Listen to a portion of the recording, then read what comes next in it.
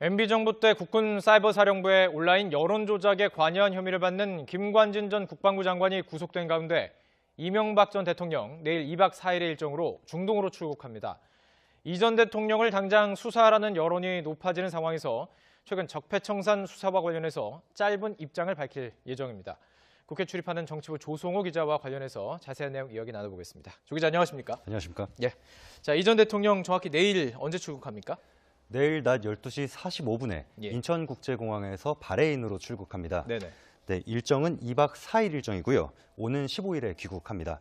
유인촌 전 문화체육관광부 장관과 이동관 전 청와대 홍보수석 등 측근들이 동행하고요. 자, 내일 무슨 얘기할지가 관심인데 일단 중동으로 가는 것은 공식적인 목표가 있을 것 같은데 어떤 이유로 가는 거죠? 네, 이 전 대통령 측은 대한민국의 성장 비결 이런 주제로 이제 강연을 할 예정이라고 밝혔습니다. 예. 네, 강연 대상은 현지 강요와 바레인 주재 외교 사절 등 고위 공직자들이고요.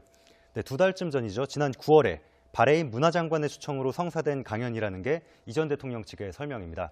네, 강연회에도 이 전 대통령 측은 바레인 최고위층을 면담하고 주요 문화시설을 방문할 예정이라고 알려왔습니다. 네, 그러면서 이번 방문이 퇴임 이후에 각국 정부와 국제단체 초청으로 해오던 강연 활동의 일부이며 또 올해 안에 인도 정부의 초청을 받아서 인도 방문도 예정돼 있다고 밝혔습니다. 그렇군요. 방문이 많군요. 자, 이제 문제는요. 이 김관진 전 국방부 장관이 사실 뭐 구속이 될까 뭐 안 될까 여러 이야기가 있었습니다. 하지만 그 혐의가 이제 MB 정부 때 군의 사이버 사령부의 정치 개입입니다. 네네. 그리고 구속이 됐습니다. 자, 이제 남은 것은 아무래도 이명박 전 대통령 아니겠습니까? 과연 수사를 받을 수 있을까요? 이 전 대통령 측도 이와 관련해서 짤막한 입장을 밝히기로 했습니다. 예. 네, 출국을 앞두고 이른바 적폐청산 등과 관련한 기자 질문에 짧은 메시지를 낼 것으로 보이는데요. 네. 네, 이 전 대통령이 최근 측근을 통해서 김관진 전 장관에게서 군 사이버사 댓글 조작 등을 보고받았다는 논란은 말도 안 되는 소리고 나라가 과거에 발목 잡혔다 이런 입장을 밝히기도 했습니다. 네. 네, MB정부 핵심 인사 가운데 한 명인 김효재 전 청와대 정무수석이 어제 YTN 라디오와 인터뷰한 내용이 있는데 한번 들어보시죠. 다음 정부든 어느 정부든 과거에 발목이 잡혀서 우리 젊은 사람들의 일자리나 이 사람들이 먹거리 찾고 하는 걸 소홀히 하는 것은 저는 그 어떤 정부든 바람직하지 않다고 생각합니다. 네, 과거에 발목이 잡혀 있는 상황이다. 뭐 이런 입장을 밝혔는데 이 전 대통령의 출국 메시지도 현 정부의 적폐청산 수사를 비난하면서 네, 또 자신과 관련한 그런 의혹을 전부 부인하는 내용일 거란 관측입니다. 자, 정치권의 반응이 상당히 궁금한데요. 아무래도 김관진 전 장관 구속된 상태이기 때문에 이 전 대통령 좀 구속 수사해라 이런 목소리가 높은 게 사실이죠. 네, 그렇습니다. 예. 네, 이 전 대통령에게 지시를 받았다고 검찰에 진술한 걸로 알려졌는데요. 김관진 전 장관이 구속된 상황이어서 이 전 대통령에 대한 수사도 신속히 이루어져야 한다는 목소리가 커지고 있는 상황입니다. 네네. 이런 상황에서 이 전 대통령이 출국하는 것도 적절치 않다. 이런 지적도 끊이지 않고 있고요. 특히 이런 내용이 MB정부 때 야권이었던 더불어민주당과 국민의당에서 이런 목소리가 나오고 있습니다. 민주당은 이번 사건을 박근혜 정부의 국정농단 이전에 벌어진 1차 국정농단으로 규정한다면서 검찰의 철저한 진상규명을 촉구했습니다. 추미애 대표의 말 들어보겠습니다. 사욕과 탐욕으로 나라의 미래를 망친 분이 나라가 과거에 발목 잡혔다라고 한다는 것은 이 어려운 상황에서 염치조차 없는 것이라 할 것입니다.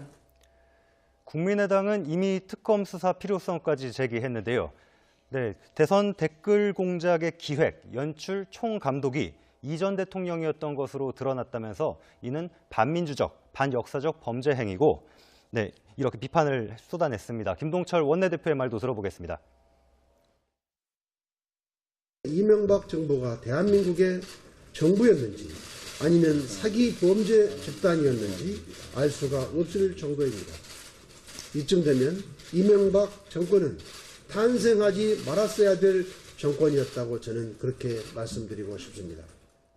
반면 당시 여당이던 자유한국당은 우파 괴멸이라는 전략적 목표 아래 일어나는 일련의 일들이 우려스럽다고 말했습니다. 네, 그래픽으로 준비한 내용 함께 보면서 설명드릴 텐데요. 정용기 원내대변인 구두 논평 내용입니다. 네, 이른바 적폐청산이라며 이루어지는 수사들이 국정원 등 정보기관과 검찰 내 공안 인력 등 자유민주 체제를 지켜왔던 사람들에 대한 숙청 작업이 아닌지 걱정된다며 반발했습니다. 자, 이번에 좀 주제를 바꿔서 인사청문회 얘기를 좀 해봐야 될 것 같습니다. 이제 중소벤처기업부 장관만 꾸려지면 문재인 정부 1기 내각이 완료가 되는데 어제 인사청문회가 있었습니다. 네네. 하지만 뭐 예상한 것처럼 순탄치만은 않았죠. 네, 말씀하신 대로 청문회 과정 순탄치 않았습니다. 예. 홍종학 후보자의 홍종학 중소벤처기업부 장관 후보자 자료 내는 것이 부실했다. 네. 이런 이유로 여러 차례 야권이 문제 삼으면서 정회를 거듭하기도 했습니다. 결국은 한국당 의원들이 퇴장한 가운데 퇴장했군요. 청문회가 마무리됐는데요. 청문회에서 주로 한 내용들 살펴보면요. 홍 후보자가 중학생 딸에게 그 재산을 증여한 방식 등 재산과 관련한 논란이 도마 위에 올랐습니다. 야당은 홍 후보자의 증여가 합법적인 절세 방법이었다라는 점은 인정을 하면서도 과거 의원 시절에 주장했던 것과 모순이라면서 강도 높게 비판을 했습니다. 야당 의원들의 지적을 잇따라 들어보시죠. 쪼개기에 관해서 소득 불편적 문제를 이렇게 심화시키고 있다고 해서 상속 및 증여세법 개정안을 제안하기도 했었습니다. 그래서 후보자의 말과 행동이 내로남불의 전형이다 이렇게 얘기 드리겠습니다. 엄마한테 빌린 몇 억에 대한 이자도 내가 증여받은 건물에 월 임대료 500이 나오니까 그 수익으로 갚으면 되겠다라고 생각해서 엄마에게 이자를 지급해 나가고 있다는 게 상식적으로 국민들이 이해할 만한 수준이라고 생각을 하세요? 반면 여당은 불법 행위가 없는 데다 홍 후보자 본인 문제도 아닌 가족 문제를 야당이 지나치게 물고 늘어진다고 맞섰습니다. 홍 후보자에게 책임을 묻는 게 지나치다는 여당 의원 지적도 한번 여당 의원의 반박도 들어보시죠. 만일에 후보자님께서 여성이고 이게 남편인 상대방이 이런 관계가 있었다 그러면 과연 이렇게까지 문제가 될까요? 일종의 남성 우월주의적인 사고방식이 좀 선입견으로 깔려있다고 생각을 해요. 네, 홍 후보자도 청문위원들에게 자신의 사정을 설명하는 데 주력했습니다. 홍 후보자 설명도 이어서 들어보겠습니다. 네, 저희 어머님께서 아마 사정상 증여를 하시기로 결정을 하셨고요. 거기에 대해서 저는 당시에 밤을 새고 일하고 있던 시간이라서 크게 반대할 수 없었습니다. 자, 어쨌든 우여곡절 끝에 청문회가 마무리됐습니다. 이제 남은 절차 좀 정리를 해주시죠. 네, 국회 산업통상자원중소벤처기업위원회 좀 긴데요. 네. 담당 상임입니다. 이곳에서 인사청문 보고서 채택을 하는 절차와 문재인 대통령이 임명하는 절차가 남아 있습니다. 네네. 여당은 홍 후보자가 대기업과 중소기업의 상생 발전을 이끌 적임자라고 판단하고 있지만 야당은 반면에 여전히 국민 여론과는 동떨어진 부적격 후보라는 입장을 고수하고 있습니다. 그러면서 자진 사퇴까지 촉구하고 있는데요. 일단 모레 인사청문 보고서 채택 여부를 논의하는데 한국당은 완강히 반대하고 있는 입장입니다. 다만 국민의당은 부적격 의견을 명시해서 보고서 채택에는 참여를 해야 한다는 입장입니다. 일단 청문회를 마친 만큼 보고서 채택 여부와 관계없이 대통령이 장관을 임명하는 데는 문제가 없습니다. 그렇죠. 따라서 큰 이변이 없다면 홍 후보자가 장관으로 임명돼서 말씀하셨던 것처럼 정부 출범 반년 만에 첫 내각 구성이 완료가 될 예정입니다. 다만 장관 임명이 이어진다면 국민 눈높이에 어긋나는 인사라는 그런 정치적 부담은 감내해야 할 걸로 보입니다. 또 야당의 공격도 이것을 놓고 상당할 것으로 예상이 되고요. 예, 지금까지 정치부 조성호 기자와 함께했습니다. 고맙습니다. MB정부 때 국군 사이버사령부의 온라인 여론조작에 관여한 혐의를 받는 김관진 전 국방부 장관이 구속된 가운데 이명박 전 대통령 내일 2박 4일의 일정으로 중동으로 출국합니다. 이 전 대통령을 당장 수사하라는 여론이 높아지는 상황에서 최근 적폐청산 수사와 관련해서 짧은 입장을 밝힐 예정입니다.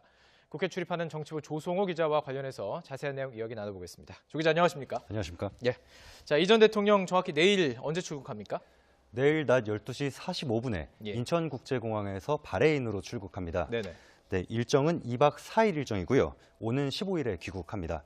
유인촌 전 문화체육관광부 장관과 이동관 전 청와대 홍보수석 등 측근들이 동행하고요. 자, 내일 무슨 얘기할지가 관심인데 일단 중동으로 가는 것은 공식적인 목표가 있을 것 같은데 어떤 이유로 가는 거죠? 네, 이 전 대통령 측은 대한민국의 성장 비결 이런 주제로 이제 강연을 할 예정이라고 밝혔습니다. 네, 강연 대상은 현지 강요와 바레인 주재 외교 사절 등 고위 공직자들이고요. 네, 2달쯤 전이죠. 지난 9월에 바레인 문화장관의 추청으로 성사된 강연이라는 게 이 전 대통령 측의 설명입니다. 네, 강연 외에도 이 전 대통령 측은 바레인 최고위층을 면담하고 주요 문화시설을 방문할 예정이라고 알려왔습니다. 그 일자리나 이 사람들이 먹거리 찾고 하는 걸 소홀히 하는 것은 저는 그 어떤 정부든 바람직하지 않다고 생각합니다. 네, 과거에 발목이 잡혀 있는 상황이다. 이런 입장을 밝혔는데 이 전 대통령의 출국 메시지도 현 정부의 적폐청산 수사를 비난하면서 또 자신과 관련한 그런 의혹을 전부 부인하는 내용일 거란 관측입니다. 자, 이 정치권의 반응이 상당히 궁금한데요. 아무래도 김관진 전 장관 구속된 상태이기 때문에 이 전 대통령 좀 구속 수사해라 이런 목소리가 높은 게 사실이죠. 네, 그렇습니다. 예. 이 전 대통령에게 지시를 받았다고 검찰에 진술한 걸로 알려졌는데요. 김관진 전 장관이 구속된 상황이어서 이 전 대통령에 대한 수사도 신속히 이뤄져야 한다는 목소리가 커지고 있는 상황입니다. 네네. 이런 상황에서 이 전 대통령이 출국하는 것도 적절치 않다. 이런 지적도 끊이지 않고 있고요. 특히 이런 내용이 MB 정부 때 야권이었던 더불어민주당과 국민의당에서 이런 목소리가 나오고 있습니다. 민주당은 이번 사건을 박근혜 정부의 국정농단 이전에 벌어진 1차 국정농단으로 규정한다면서 검찰의 철저한 진상규명을 촉구했습니다. 추미애 대표의 말 들어보겠습니다. 사욕과 탐욕으로 나라의 미래를 망친 분이 나라가 된다며 반발했습니다. 자, 이번에 좀 주제를 바꿔서 인사청문회 얘기를 좀 해봐야 될 것 같습니다. 이제 중소벤처기업부 장관만 꾸려지면 문재인 정부 1기 내각이 완료가 되는데 어제 인사청문회가 있었습니다. 네네. 하지만 예상한 것처럼 순탄치만은 않았죠. 네, 말씀하신 대로 청문회 과정 순탄치 않았습니다. 예. 홍종학 중소벤처기업부 장관 후보자 자료 내는 것이 부실했다. 네. 이런 이유로 여러 차례 야권이 문제 삼으면서 정회를 거듭하기도 했습니다. 결국은 한국당 의원들이 퇴장한 가운데 청문회가 마무리됐는데요. 네, 청문회에서 주로 한 내용들 살펴보면요. 네, 홍 후보자가 중학생 딸에게 그 재산을 증여한 방식 등 재산과 관련한 논란이 도마 위에 올랐습니다. 네, 야당은 홍 후보자의 증여가 합법적인 절세 방법이었다라는 점은 인정을 하면서도 과거 의원 시절에 주장했던 것과 모순이라면서 강도 높게 비판을 했습니다. 네, 야당 의원들의 지적을 잇따라 들어보시죠. 쪼개기에 관해서 소득 불편적 문제를 이렇게 심화시키고 있다고 해서 상속 및 증여세법 개정안을 제안하기도 했었습니다. 그래서 후보자의 말과 행동이 내로남불의 전형이다 이렇게. 과거에 발목 잡혔다라고 한다는 것은 이 어려운 상황에서 염치조차 없는 것이라 할 것입니다. 국민의당은 이미 특검 수사 필요성까지 제기했는데요. 네, 대선 댓글 공작의 기획, 연출, 총감독이 이 전 대통령이었던 것으로 드러났다면서 이는 반민주적, 반역사적 범죄 행위고 네, 이렇게 비판을 쏟아냈습니다. 김동철 원내대표의 말도 들어보겠습니다. 이명박 정부가 대한민국의 정부였는지 아니면 사기 범죄 집단이었는지 알 수가 없을 정도입니다. 이쯤 되면 이명박 정권은 탄생하지 말았어야 될 정권이었다고 저는 그렇게 말씀드리고 싶습니다. 반면 당시 여당이던 자유한국당은 우파 괴멸이라는 전략적 목표 아래 일어나는 일련의 일들이 우려스럽다고 말했습니다. 네, 그래픽으로 준비한 내용 함께 보면서 설명드릴 텐데요. 정용기 원내대변인 구두 논평 내용입니다. 네, 이른바 적폐청산이라며 이루어지는 수사들이 국정원 등 정보기관과 검찰 내 공안 인력 등 자유민주 체제를 지켜왔던 사람들에 대한 숙청 작업이 아닌지 걱정. 네, 그러면서 이번 방문이 그 퇴임 이후에 각국 정부와 국제단체 초청으로 해오던 강연 활동의 일부이며 또 올해 안에 인도 정부의 초청을 받아서 인도 방문도 예정돼 있다고 밝혔습니다. 그렇군요. 방문이 많군요. 자, 이제 문제는요. 이 김관진 전 국방부 장관이 사실 구속이 될까 안 될까 여러 이야기가 있었습니다. 하지만 그 혐의가 이제 그 MB 정부 때 군의 그 사이버 사령부의 정치 개입입니다. 네네. 그리고 구속이 됐습니다. 자, 이제 남은 것은 아무래도 이명박 전 대통령 아니겠습니까? 과연 수사를 받을 수 있을까요? 이 전 대통령 측도 이와 관련해서 짤막한 입장을 밝히기로 했습니다. 예. 네, 출국을 앞두고 이른바 적폐청산 등과 관련한 기자 질문에 짧은 메시지를 낼 것으로 보이는데요. 네.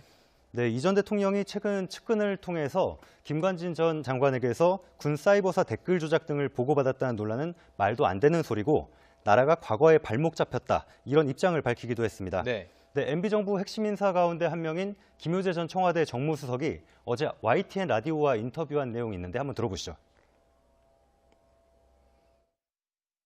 다음 정부든 어느 정부든 과거에 발목이 잡혀서 우리 저 젊은 사람들